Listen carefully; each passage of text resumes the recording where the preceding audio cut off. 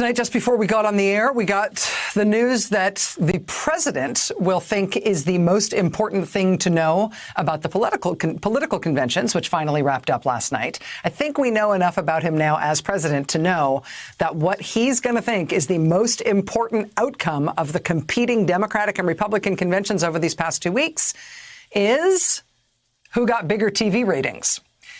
We now have that data. Turns out the Democrats got bigger TV ratings. I didn't necessarily expect this, especially because the Republicans got to go second. So they benefited from seeing what worked and what didn't work when the Democrats did it, when the Democrats held the first ever virtual convention.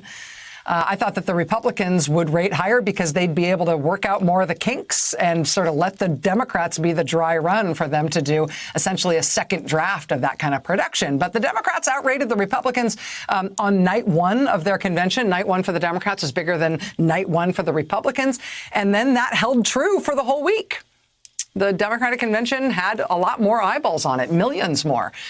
President Trump's long speech last night from the White House, that was the highest rated thing in the whole Republican convention. But the president's speech last night rated lower than his own previous convention speech in 2016. It rated lower than Mitt Romney's speech from 2012. It rated lower than John McCain's speech from 2008. It even rated lower than George W. Bush's re-election speech in 2004.